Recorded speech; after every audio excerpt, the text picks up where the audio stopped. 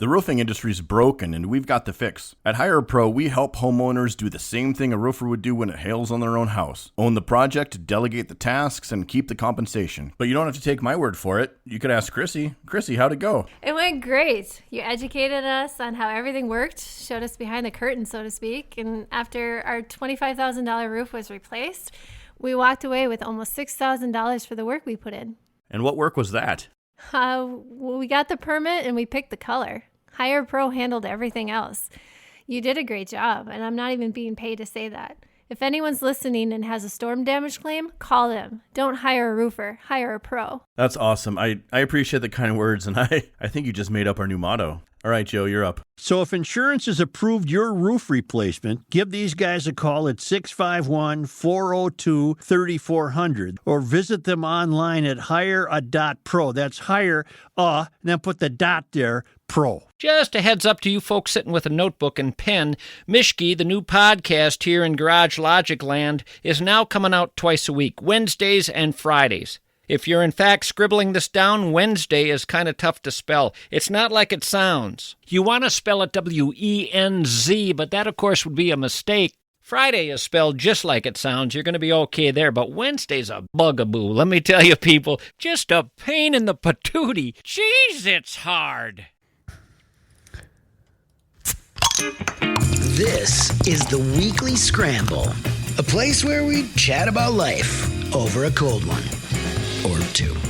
It's time to belly up to the pod with Mike Fratelloni and your host, Chris Reavers. That's right. It's time for the Weekly Scramble podcast. My name is Chris Reavers. With me, as always, his name is Mike Fratelloni. Hello, Michael. How you doing, Reavers? I'm okay. You know what? Every day is a new challenge. A new calamity.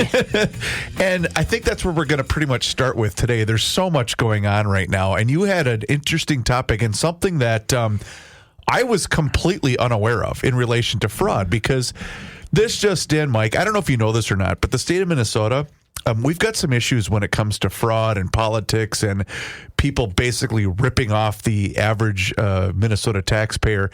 And I will say this as we begin this discussion, I can't tell you, and again, I pretty much avoided politics until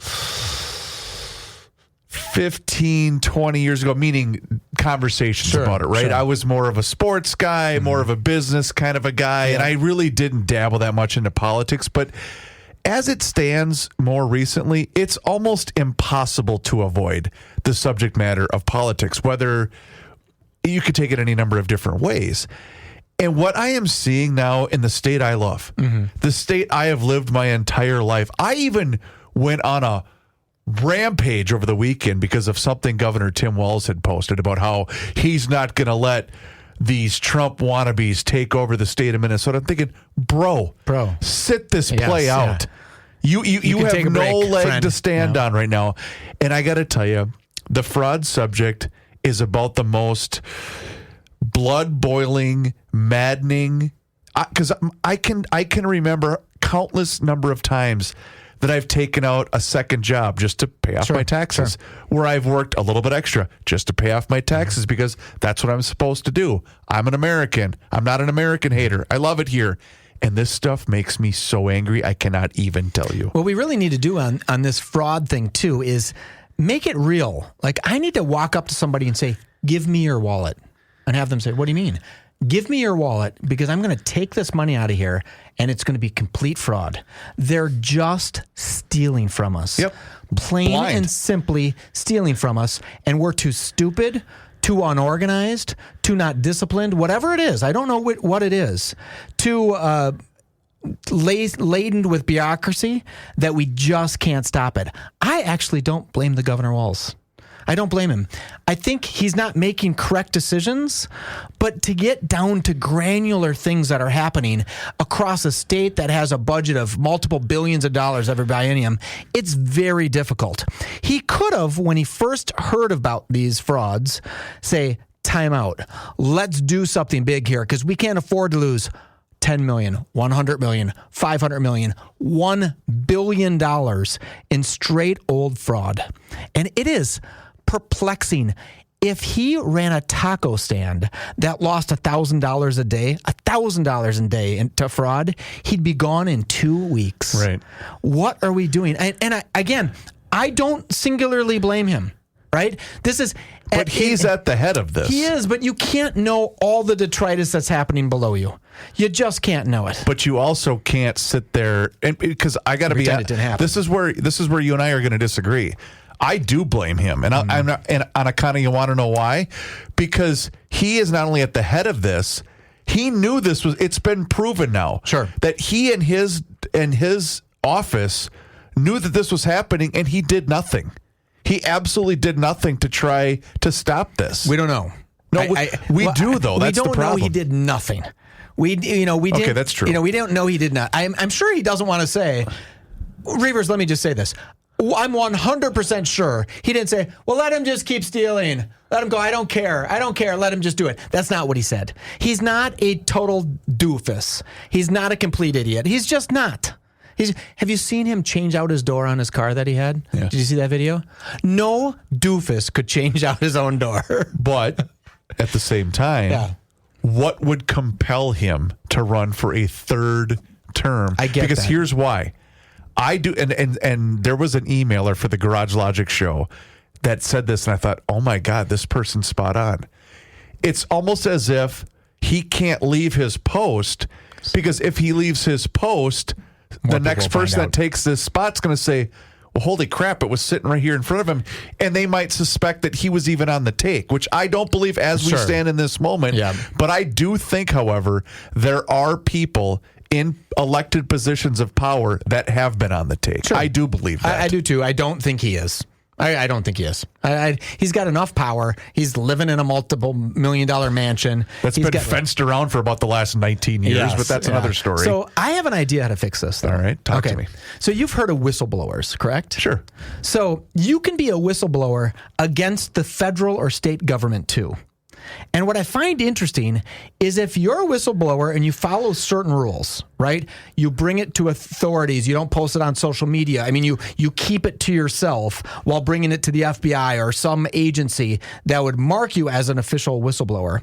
If you do that right and you don't have to get counsel, you don't have to get an attorney for this, you know how much money you get to keep of what they pull back from the fraud? No. 30%. So let's do a little math, Reavers.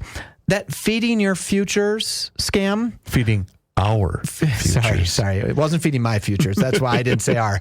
Feeding our future scam returned roughly $75 million. Of the 260, roughly? Of the 250, right? Allegedly stolen. So what's 30? That's $21 million someone would have made if they would have said, time out. Aggressive fraud is happening. FBI, let me show you the stuff. I'll still work here where I get data to show you this fraud. And oh, by the way, these people will be compelled to talk, and they'll be arrested, and we'll collect this money back. If you do this right, you can make a fortune. Here's where I'm going with this.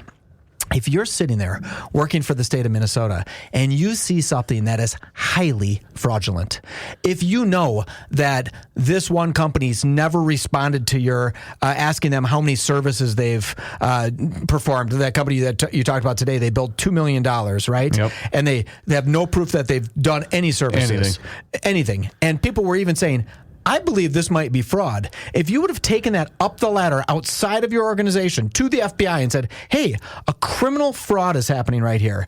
Of those $2 million, excuse me, because it was $2 million, you might have gotten $600,000 to do that. Think of that. Is that worth it? I mean, your boss could be pissed at you. People could be pissed at you. So what? So do you suspect, because last week when we were talking about this story, there was somebody that was fired from their position right the night before that this investigation was to commence. And my suspicion on the show was that this person was, in fact, a whistleblower. Well, yeah, you'd be really dumb to fire a whistleblower, because then it really moves them up, right? It really gives them nothing to lose. Yeah, they have nothing to lose, right? Sure. They're no longer part of the team. And, there are people that work for the state of Minnesota. Let me go put this on record. 99.9% of them are not thieves. In fact, I think it's not thievery that is allowing this fraud to happen. It's unchecked things. Like, why are we sending a check to a guy for $55,000 when he's giving us no proof of any performance? Well, and that's why it makes me so angry, because I have a number of friends that work in state offices and things like that. And what makes me angry is no one hates those people more than the people that are actually trying to do a good job it's like for the a bad state. cop, right? Same theory. Absolutely. If no one hates bad cops more than good cops. But it's if the exact I'm same a theory. low-level bookkeeper at the state of Minnesota, if I'm just a lowly bookkeeper, and I say, man, we're sending a lot of checks out to this guy, a couple $1 million worth. That seems weird. And I go to my boss and I say, hey, boss, is this weird? And they said, well, hold on. You have these other 9,000 checks you got to do today. Go work on those checks. And, okay, I did my duty. I said this one seemed weird. My boss said, hey, we're too busy to look into this. This isn't our job to look into this. Auditor should be looking into this. Can I tell you why I think that those people in those particular positions that might raise an eye of suspicion on some of this stuff? I think that it is so seeped. And I will say this again. The quote from Joe Thompson, acting U.S. Minnesota attorney, help me, District attorney, him saying last week that he has never seen anything like this, and what we've already uncovered is just the tip of the iceberg. Okay, that was his direct quote last week. That leads someone like me to believe that this is so widespread. This is so deep. The fraud has gone. Everybody that's involved with this, it's so entrenched that I think someone on the lower level, like a bookkeeper, might fear of whether it's harm, whether it's a personal attack, whatever the case might be. I think that there's general fear from someone like that that's saying, I'm not speaking up. I don't need to get have anything happen to me. I think that's the general concern from someone like that. It's possible. Or they're just punching a clock grievers, and they're not. It's not malice. It's Hanlon's razor, right? Don't attribute to malice what could be adequately explained by stupidity or apathy. Sure. Right? They're just saying, man, you tell me to write the checks. I want to go home. Here's another way we could do it. You could say, anybody that works for the state of Minnesota, if you find fraud and we stop that fraud, you get a portion of what we stopped. Your bonus is, if you catch the fraud, if you're writing a check to somebody and it's a $300,000 check and you're like, that does not seem right, and you catch that, you get your bonus on that. What if it's someone that's already been on the take and all of a sudden their share's getting cut short? I don't think people are on the take. I really don't. Oh, Mike. You know how many people, I think people are just criminals. Hey, the Feeding Our Future fraud was not masterminds. That was the most basic shit you've ever seen. We're signing up for this government program, telling them we're doing a bunch of stuff and sending it out. That's it. And yet we're the one state in the union. Well, Michigan might be right behind us, but we're the one state in the union that aligned ourselves with the single most corrupt country in the entire free world. Doesn't mean the people here are corrupt, right? Look at every name associated with the fraud. They had a government corruption in that country. I'm not going to go ahead and throw everybody under that bus. Okay, but Joe's quote is spot on. Not all Somalians are thieves, but all of the people associated with the fraud cases, 90+% of them, except the ringleader.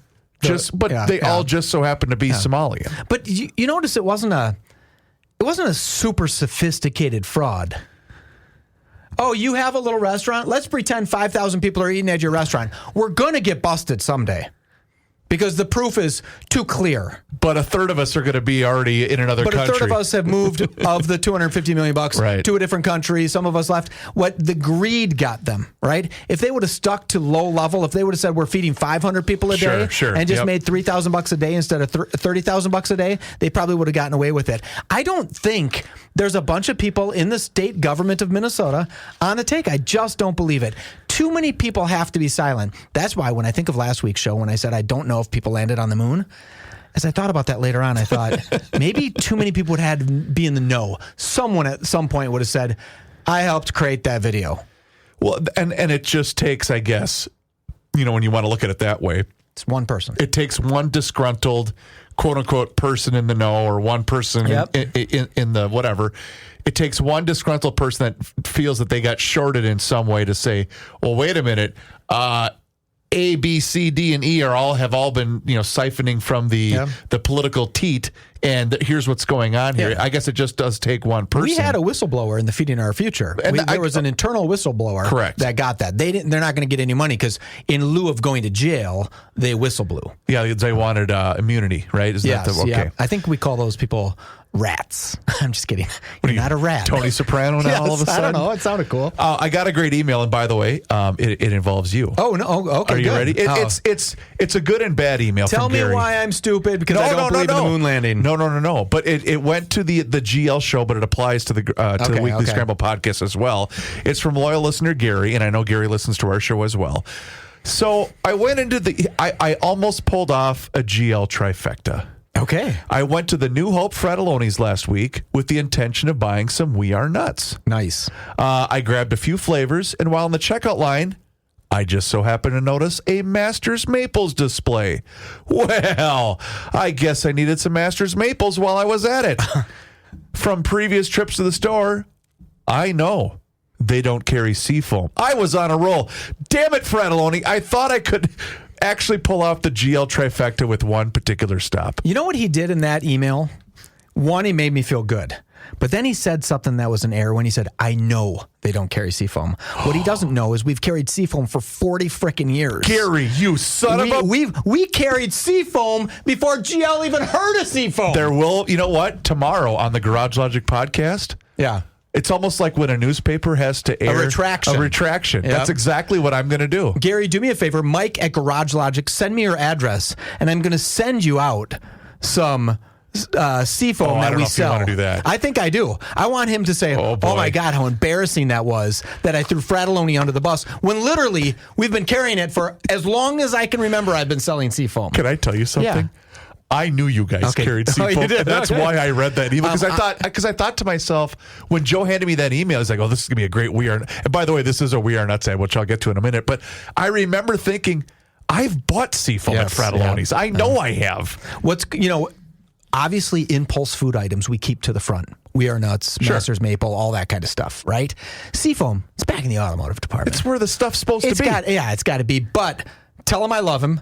Send me your address, Mike at garagelogic.com, and I'm going to send you out a care package. Oh, you are the absolute best. And now you've created yourself a storm there, Mike Fratelloni. I don't care. Gary and I are buddies. I just thought that was really cool that he did that. That's awesome. And we have seafoam. So anyway, if you go into the website, wearenutsmn.com, you can see their entire selection. It's a great Minnesota family-owned operation making great snacks. And right now, take advantage of this fantastic sale that's going on right now through the end of the month of September at all Kowalski's markets and also at Lunds and Byerly's, 25% off. You can see those beautiful end caps just like the ones that you see at Fratelloni's Hardware and Garden Stores. That's through the end of the month of September, 25% off at Kowalski's markets and also at Lunds and Byerly's. It's the best snacks known to man. In fact, I'm due for a stop, and I'm going to go to New Hope and say, I'm going to take a picture. I'm going to say, see, seafoam does exist seafoam here at the Fratelloni's location. When you go into Kowalski's, you know what you should say? What? I heard about it on the Weekly Scramble. I heard about it on Garage Logic. Great idea. I can't tell you how important it is for retailers to hear that. If you like this podcast and you don't pay for it, if you like GL and you don't pay for it, you just listen to the show. The one way you can give us a boy or a high five is to walk into the retailer and say, hey, I heard about this on the Weekly Scramble or Garage Logic. Thank you for carrying it. I'm going to try some. And I'm going to come back. That's it. Or, That's awesome. like, let's say you didn't need seafoam right now. Right. But if you came in and you say, hey, I heard about this product on GL. When I need it, I'm going to come back and get it to you. You don't even need to buy it at that moment. Retailers just need to hear that the money that they're spending on advertising is going somewhere. That's that right. makes a big difference. We Are Nuts and wearenutsmn.com, the Weekly Scramble. We will be right back. Football is finally back, and Underdog is the best place to make picks and win money all season long. Play with as little as $1, and you just pick whether your favorite players will go higher or lower on stats like touchdowns, receiving yards, and lots more. This year, I'll probably stick with some of my favorite players like Josh Jacobs of the Packers. He helped me win money last year by usually going higher on yards rushing. I'll be looking for him to again go higher on rushing yards. It's easy to pick, and it makes watching the games that much more fun. Download the app today and sign up with promo code GARAGE to score $50 in bonus funds when you play your first $5. That's promo code GARAGE. Millions of fans have already won billions making picks on Underdog. Will you be next? Underdog. Promo code GARAGE. Make picks. Win money. Must be 18 plus, 19 plus in Alabama and Nebraska, 19 plus in Colorado for some games, 21 plus in Arizona, Massachusetts, and Virginia, and present in a state where Underdog Fantasy operates. Terms apply. See assets.underdogfantasy.com/web/play and get terms _DFS_.html for details. Offer not valid in Maryland, Michigan, New Jersey, Ohio, and Pennsylvania. Concerned with your play? Call 1-800-GAMBLER or visit ncpgambling.org. In New York, call the 24/7-HOPE line at 1-877-8-HOPE-NY or text HOPE-NY 467-369. Audible's romance collection has something to satisfy every side of you. When it comes to what kind of romance you're into, you don't have to choose just one. Fancy a dalliance with a duke or maybe a steamy billionaire? You could find a book boyfriend in the city and another one tearing it up on the hockey field. And if nothing on this earth satisfies, you can always find love in another realm. Discover modern rom-coms from authors like Lily Chu and Ali Hazelwood, the latest romantasy series from Sarah J. Maas and Rebecca Yarros, plus Regency favorites like Bridgerton and Outlander. And of course, all the really steamy stuff. Your first great love story is free when you sign up for a free 30-day trial at audible.com/Wondery. That's audible.com/Wondery. So as we were doing that last commercial, Mike, and talking about fraud and everything else, something occurred to me. Mm-hmm. It's almost as if the big club that we're not a part of, right? We're not in the political class. We're not, as Joe likes to say, we're not on the third rail. Sure. We're just the people kind of going about our business, paying for trying to live our everyday lives. And what made us great, and by we, I mean the state of Minnesota, and I've lived here my entire life, and we were always kind of the belief that we kind of look out for one another. Mm-hmm. We take care of one another. You know, our neighborhoods are, hey, your kid needs a ride home from baseball practice. Okay, I got him. I can take care of that, or you know, whatever. That's why we were kind of ripe for the picking. Do you see what I'm saying? Where not our vulnerability, but our acceptance, our compassion, and our thoughtfulness was almost used against us. And that's why that makes me even more angry. And I'm going to tell you, on account of you want to know why. I'll tell you exactly what I mean by that. Because of that good-natured sense, because of that good-natured, well, you know what, shoot, yeah, okay, this guy doesn't have a hat, I'll give him a hat. This guy needs a meal, I'll get him a meal. That's the mindset that we were all raised with in this state. Yep. We were all raised with have compassion for your neighbor that may have less than you do. At least that's the way I was raised. And that was used against us. Because we were vulnerable. We were ripe for the picking. And that's what makes me even more angry about this, the more I think about it. Because that's not how things should work. And again, I'm not saying anybody that moved here from either another state or another country is trying to take advantage of the system. However, what I am going to say is there are those people that are trying to take advantage of the system. 100% there are. And that should make every last one of us mad, angry, and we're not going to take this anymore. And that's why I will say this again. I cannot believe that this clown has the balls to run for a third term as governor after the absolute devastation this state has seen in his first 2 terms as governor of this state. Mike, we went from having an $18 billion surplus to a $6 billion deficit. And then he not only did that, he raised taxes amidst all of this corruption, amidst all of this fraud, and then has the audacity to look at all of us and say, well, at least I'm not Trump. Who in the hell do you think you are? Yeah. You're just insulting me. You're insulting every last one of us that was born here, raised here, started a family here. I'm going to raise my kids here. Go to hell, man. Who do you think you are? I really didn't think I was going to get that fired up. I'm glad you're passionate about it. And I'm glad you're pissed, because you should be pissed. We got screwed out of $1 billion, right? The taxpayers of Minnesota, not the people who didn't pay taxes, by the way, the taxpayers. So if 50% of the people in Minnesota pay taxes, the 50% of the people that pay taxes got screwed out of $1 billion. What bugs me about it is I think I'd like him. I can tell you I wouldn't. I don't know. I don't know if you wouldn't. I think unless he's, I don't know. When I watch his videos of him putting a new door on his car. Oh my God. Am I just that chump of a sucker that he just reminds me of a real guy? I get he's hyperbolic.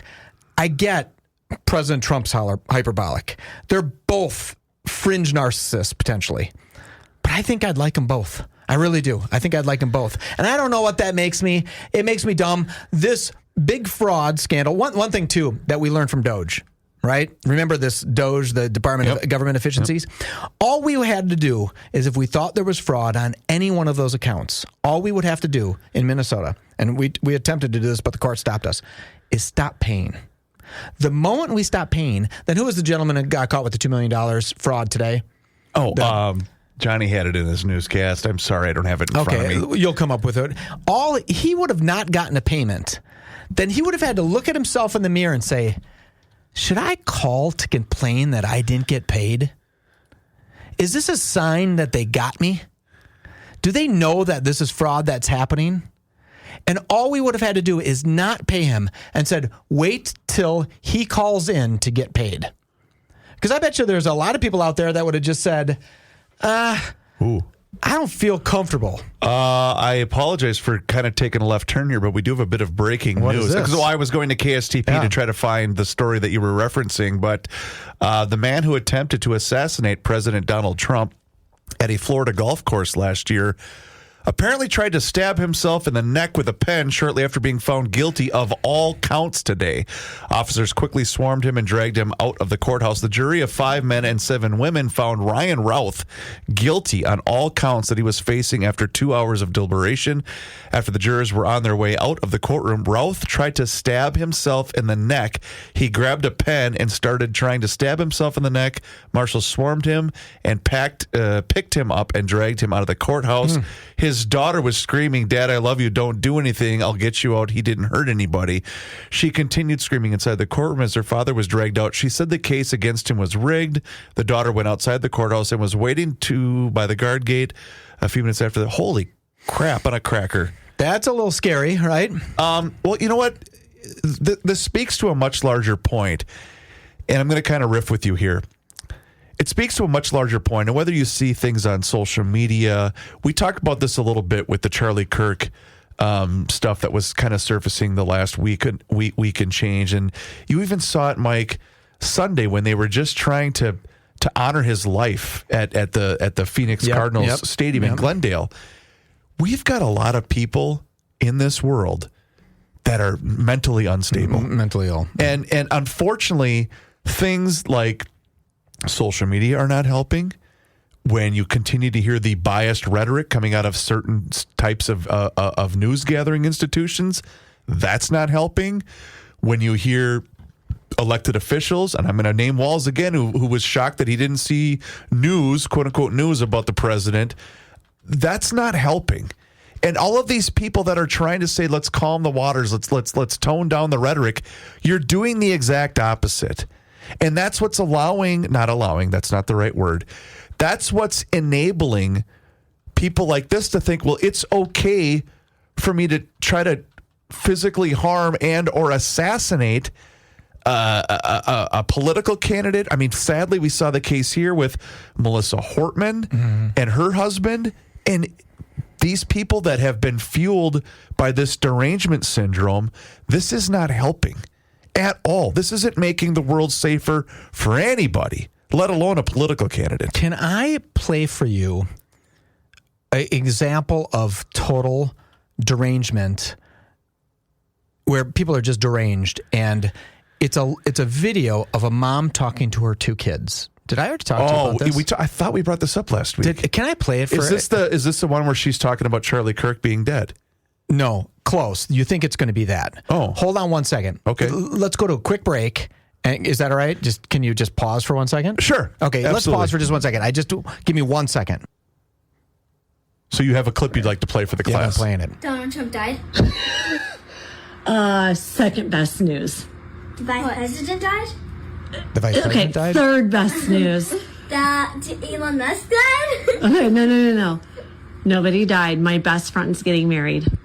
Which one is it? Taylor Swift! Taylor Swift and Travis Kelce got engaged! So, Reavers, this is a mom talking to her 2 little beautiful girls and says, did you hear the great news? And the little girl says, President Trump died? No. The vice president died? No. Elon Musk died? No. And this woman's a teacher. Right. And she was basically just trying to tell her sweet little girls that Taylor Swift is engaged. And the little girls have been so brainwashed, indoctrinated Yep. that the first 3 things they thought their mom would be excited about is that the president, vice president, or Elon Musk died. Think of that, Rivers. And here's why we're in such a sea of mess right now with things just like that. That clip that you played, and I saw that everywhere. So I'm glad you brought that up, because here's the problem: these kids aren't learning that. They're not forming that belief on their own, for obvious reasons. But that stems to so many different tentacles of why this country is such a cesspool right now. Whether it's, my 3-year-old son thinks he's a girl. No, he's not. I'm sorry, he's not a girl. Whether you believe that or not, you're brainwashing that child, and that's the thing. If a child under the age of 15 thinks they're the opposite sex, that's a parental issue. That's not that's nothing more than that. I don't want to go down that road right now. But that's the level of stupidity that exists on one simple clip. My best friend, Taylor Swift. Yeah. The woman's obviously insane. Just think that little girl's going to go to school and they're going to say, the teacher's going to say, did you hear some good news? President Trump died? Yeah. You'd say, hey, little psychopath. Wait, what? What the hell's wrong with you? I'd call Child Protective Services if a kid said that. One thing I want to talk about is this Tyler Robinson, the guy who killed Charlie Kirk, allegedly killed Charlie Kirk, but he did it, right? I don't think he should be put to death. I don't think you should have the death penalty imposed on him, because somebody will take that as martyrdom. Someone will look at him like he paid for us. Sure. I think we put him in jail and we say, see you later. Enjoy the next 60 years or 60, whatever. 70 years. Whatever it is. Yeah. Don't say anything about him. Put him away and be done with it. Because if you put him to death, he'll become something more. And I will say this, and I don't know how she found the courage to go in front of, what was it, 150,000 people or whatever it was at that stadium, to not only give what I thought was a pretty moving speech, talking about Charlie Kirk's widow, a pretty moving speech, a pretty powerful and passionate speech, but to have the strength to say, I forgive him. Yeah. Wow. That's deep faith. That's all that can be. That is. And that's all that it can be. And you see so many of the good signs of humanity, and then also some of the most horrific sides of humanity, like we were talking about this teacher, sadly, with the 2 girls, where I saw the one protester outside. And I've been around that stadium multiple times. I know that area very well in Glendale. And the woman that was sitting across the street from the parking lot adjacent to the stadium that looked at a pregnant woman, because she was obviously whatever her opinion was the truth and everybody else is wrong, because that's just the way that we are these days. She was holding up a protest sign about how she hated Charlie Kirk, and then to look at a pregnant woman and say, I hope your baby dies. What level of deep-rooted psychosis do you possess to be able to not only who would say that to someone? To begin to develop that thought in your head, but then to have it come out of your mouth and say that to somebody is mind-boggling. You brought to this me. up the other day. It's one thing to have those weird thoughts. Yeah. It's another thing to say them, to get up and make a sign and go say them to somebody. And it's because, Mike, we have developed a culture in which we, for by and large, with zero consequences. You know, that's been our problem. That's the number one issue plaguing this country right now, is that for the most part, many times, depending upon what type of group you apply yourself to, actions don't have any consequences. Sure. I mean, we have numerous examples. I mean, we've got a county attorney that just announced a couple of days ago, well, if you are guilty of a low-level traffic stop, we can't enforce anything after that. And the cops are outraged.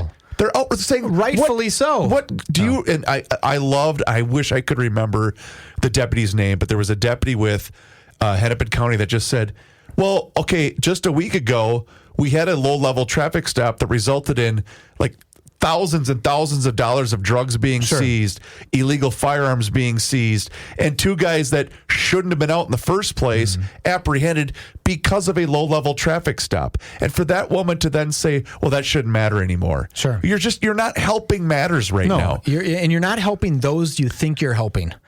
Now there's going to be more crime in disadvantaged neighborhoods because of that, right? 100%. The people are going to become stronger criminals. There's also something to be said about catching people on small stuff, right? You got a guy that's going to start doing some criminal things, and you catch him for speeding, or you catch him because his window tint is too dark. Yep. And he says, you know what? They're kind of on top of me. I don't know if it's worth the risk. Instead of, they can't do anything anyways. Right. I can have guns and drugs sitting in my car. All right, let's take a minute to talk about our friends at North American Banking Company, nabankco.com, to learn more. 6 Twin Cities locations to serve you. I was just at Roseville yesterday afternoon making a payment, and they are wonderful people there at the Roseville location. But you can also see them at 50th and France, Hastings, Woodbury, Shoreview, and Maple Grove. Can you tell I had dental work done today? North American Banking Company offers all of the services as the other big national banks, whether you're looking to buy a home, perhaps finance a new home renovation project, or get that new car that you've been thinking about. They will be able to help you out. And they offer all of the same online and mobile banking options as the other banks, but the key difference is you are going to get the unparalleled service of a community bank. And they are also locally owned and operated. Here's why that's important. That means loan decisions are made right here in the Twin Cities. They are not sent out of state. So this helps you business owners solve problems quickly and expand your business with confidence. They deal with numbers every single day, but you are never going to be one of them. So once again, check them out online today. It's nabankco.com to learn more. It's banking done differently. North American Banking Company, member FDIC, is an equal housing lender. The Weekly Scramble. We will be right back. I bet you the people at North American Bank are really good at math. Why is that? Well, I bet you they are. Like, they're in the banking business. You are accounting. You're good at that. My daughter's really struggling with math. I had to go out and get her a teacher that never farts in public. Wow. Yeah, she's a private tutor. She needs a private tutor. You get it, ladies and gentlemen. What kind of pants does a psychic wear? He's got more. All right. Mike, I've always wondered, what kind of pants does a psychic wear? Paranormal pants. See, God, those are the best. It is the highlight of my day when I get to come in here and do those jokes. It is literally the highlight of my day. Those were 2 knock it out of the park jokes. And you know what? It's not only any comedian will tell you, it's not the material. It's the ability to pull the material off. Did you like how I worked it into like an NA Banco? I was going to do it in the middle of your read, right? Yeah. And I thought, do they want a joke about a farting teacher? Of course they do. Okay,